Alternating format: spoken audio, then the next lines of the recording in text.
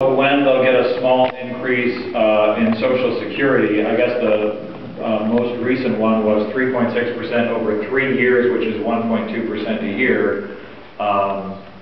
So I don't know if, Ursula, I guess you're going to address this one first. You probably don't know when there'll be an increase in one, but when would you support such a thing?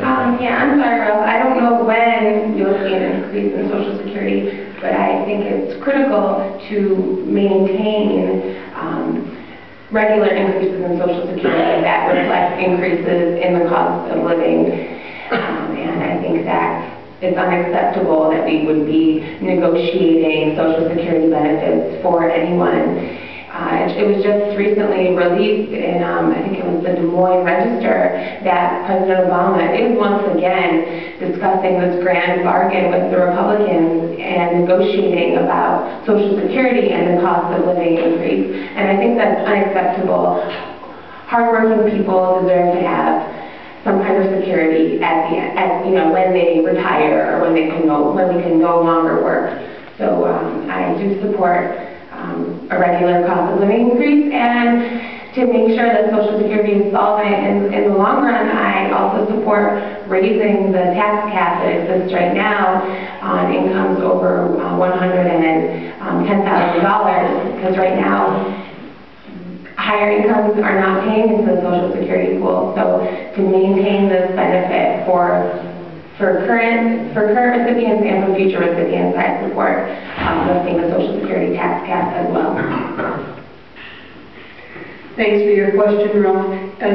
Social Security and Medicare are both promises that we've made to our seniors, and it is, I believe, a moral obligation to our seniors that we make sure that both of those programs remain alive and well. The best thing we can do to strengthen those programs is to get the American people back to work. When the 23 million Americans who are not working right now pay into Social Security, pay into Medicare, we have stronger and more viable systems.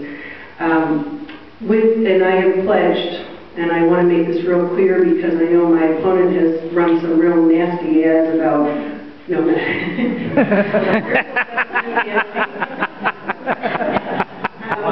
about Medicare. I think, your question about Social Security, I'll get to that first. Social Security, the problem with Social Security and how they calculate the cost of living increase is because they use the CPI, this Consumer Price Index. And what they factor into, that formula is not correct. That needs to be looked at because it doesn't consider the cost of energy, it doesn't consider the cost of food. And those are the things, everyone in this room knows what the price of gasoline has done. When you go into Wegmans, the price of food and how that has gone up. And this CPI does not take those factors into consideration. That formula needs to be revisited. So Social Security payments will reflect what's going on in the economy, what's going on for seniors, so they can make sure they have what they need. We have to make sure Social Security and Medicare remain strong for our seniors. Social Security, my opponent, Dan LaFay, has talked about considering reductions. We may have to consider reductions in Social Security. I want to make sure you all understand my position on Social Security and on Medicare. I will fight to keep those strong for our seniors. It's a moral obligation this country has. We have a contract with our seniors. They have planned their lives and their retirement about receiving these benefits from Social Security and Medicare. We've got to make sure they're viable and they're strong. The problem that we have is not only with Social Security and these kinds of discussions that are going on that Ursula referred to, is with Medicare. And seniors should be extremely concerned about the cuts to Medicare that will occur because of this law of the land, the Affordable Care Act, that it will cut Medicare for seniors by $700 billion. I had a conversation yesterday with a woman who had been with a family physician for 40 years. And during the period of time before she saw him last and this time, she had gone on to Medicare. And after 40 years of being her physician, he said, I can no longer accept Medicare patients. The Affordable Care Act cuts reimbursements to physicians, to hospitals for Medicare patients, and seniors should be concerned about what this new health care law is going to do to Medicare benefits. Thank you.